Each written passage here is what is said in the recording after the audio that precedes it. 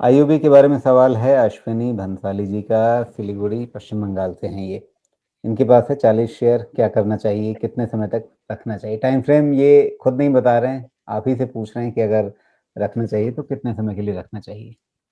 नहीं, मैं ये सब अश्विनी ये सब मैं कुछ भी नहीं बता रहा कि आपको रखना चाहिए, बेचना चाहिए, खरीदना चाहिए।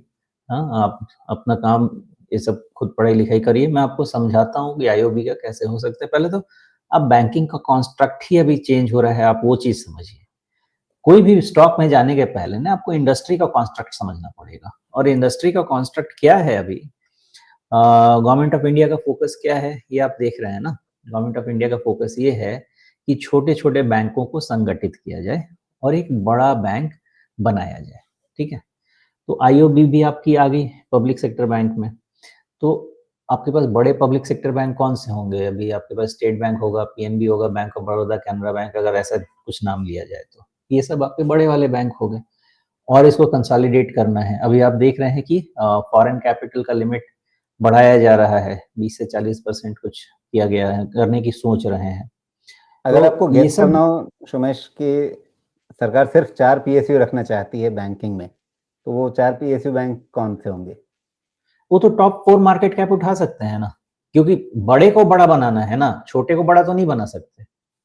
तो टॉप 4 मार्केट कैप में राजू जी मुझे तो यही लगता है कि सबसे पहले स्टेट बैंक होगा, फिर बैंक ऑफ बड़ौदा होगा, फिर पंजाब नेशनल बैंक होगा और फिर कैनरा बैंक होगा। अगर मुझे सही याद है तो, नहीं तो देख लेते हैं।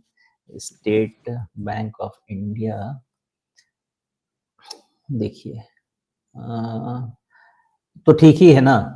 आपका स्टेट बैंक ऑफ इंडिया का मार्केट कैप हो गया almost 8.7 lakh crore. Bank of Baroda का हो गया 1.42 लाख करोड़, पीएनबी का 1.4 लाख करोड़, कैनरा बैंक का जी, 1.15 लाख करोड़, तो हो गया। तो शुरू के जी। 4-5 बैंक में ही आप बड़े को बड़ा कर सकते हैं, छोटे को बड़ा करेंगे फिर वो गलत थ्योरी में पड़ जाएंगे। तो मुझे लगता हाँ, है ये लेकिन फिर 4-5 बैंक। सरकार के सामने ये दुविधा आ जाएगी कि Canara bank, Indian bank, union bank, ये सब लगभग एक जैसे साइज़ के हैं। हाँ, देखिए ऐसा नहीं है कि एकदम 3-4 पे एक बारी में आके रुक जाएँगे, ये फेजेज़ में होंगे, एक बारी में नहीं किया जा सकता है। ये फेज़ डिसाइड होगा 2 बार, 3 बार करके, जैसे एक बार ऑलरेडी हो चुका है, फिर दूसरे फेज़ में होगा, फिर तीसरे फेज़ में होगा, तब जाके कंसोलिडेशन होगा ना, बिकॉज़ एक बार आप मर्ज करेंगे, उसको एक मर्जर को सक्सेसफुल करने में ही आपको साल से 2 साल कम से कम लग जाएगा। जी, तो वो जब एक बारी अभी सक्सेसफुल हो जाए, अभी इसका एग्ज़ाम्पल लिखिए, हुँ, एचडीएफसी को लिमिटेड को जब आपने एचडीएफसी बैंक में मिलाया, 1 साल तो इनको सँभलने में लग गया, 1 डेढ़ साल तो कुछ कर ही नहीं पाए ना, तो एक फेज़ में नहीं हो सकता ये। जी। अभी आईओबी क्या कह रहा है आपसे?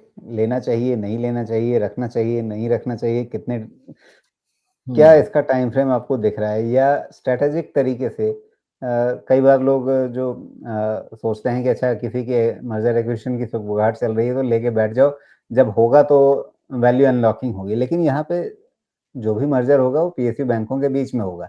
तो यहाँ वो वैल्यू अनलॉकिंग वाली थ्योरी तो चलेगी नहीं ना, या चलेगी?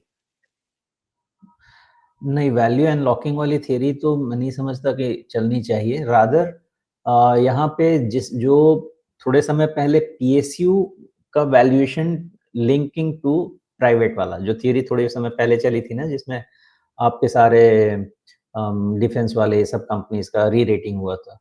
जो ये अभी शायद पिछली बार ही इस चीज को मैंने एक्सप्लेन किया होगा। मुझे लगता है कि वो वाली थियरी आएगी, दैट व्हाई पीएसयू बैंक्स और quality PSU banks for that matter should be trading at the valuation of the private sector bank. और ये आपको आईओबी में दिख भी जाएगा। IOB 2 time price to book पे चल रहा है। क्यों चल रहा है? बिकॉज़ इनका एनपीए ही देख लीजिए, comparable to HDFC bank kind of person है, एंटिटी है। तो जो अच्छा है उसको वैल्यूएशन मिलेगा, बट अगेन 2 टाइम पे ऑलरेडी आ गया, तो मुझे तो लगता है कि ये ठीक है, इससे ज़्यादा अभी हाँ, एक्सपेक्ट लेकिन नहीं आप करना ये चाहिए। देखिए ना, अब करीब-करीब 2 साल होने जा रहे हैं, ये शेयर जो है वो पैसा बना के नहीं दे रहा है, घिसट ही रहा है एक तरह से। रीज़न सिंपल है, बता दिया ना, 2 टाइम पे पहुँच गया। इससे ज़्यादा वैल्यूएशन कोई देना नहीं चाहेगा इसको।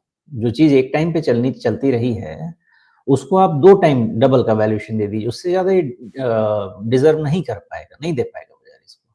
लेकिन आगे जाके अगर हर साल रिज़र्व्स ऐड होते हैं, मतलब बुक इनके ग्रो होते हैं 20% के ऊपर, अगर मान लीजिए ग्रो करने लगते हैं, तो व्हाई नॉट?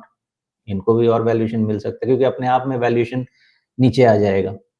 तो मुझे लगता है कि फिर इस चीज़ को समझिए कि कुछ चीज़ें हैं ना, बिकॉज़ साथ वाला चल रहा होता है तो दूसरे वाले को भी साथ मिल जाता है। वो वाले सिचुएशन में इसमें टेक्निकल मूवमेंट हो सकता है। अगर बैंक निफ्टी निफ्टी बैंक पहुँच गया 60,000 की तरफ, थोड़ा बहुत इसमें भी हो सकता है। बट वैल्यूएशन स्टैंड पॉइंट से तो इससे बेटर वैल्यूड बैंक आपको मिल रहे हैं, जो इससे बड़े मार्केट कैप वाले हैं। तो उसमें क्यों नहीं ध्यान दिया जाए? थियरी तो यही कहनी चाहिए। जी। तो बाकी मर्जर-वर्जर का न्यूज़ आएगा ना, तो उसके लिए वो वैल्यूएशन की बात फिर छोड़ दीजिए, फिर वो तो न्यूज़ पे चलने वाली चीज़ है। तो इन आईओबी इन्वेस्टमेंट के लिए तो आपके पास बेटर कैटेगरी बैंक है, नॉट अ बैड बैंक, अच्छा हेल्दी बैंक, बट स्टिल इसमें 42 के ऊपर में चाल आएगी, उसके पहले चाल नहीं आएगी। तो अगर 42 के ऊपर जी। चाल आएगी, तो अपना 37-38 के पास रिस्क डिफाइन कीजिए एंड राइट इट। ओके, तो यहाँ पे आपको चार्ट्स पे ही ज़्यादा भरोसा करना पड़ेगा और उसके लिए आपको 42 पे नज़र रखनी होगी।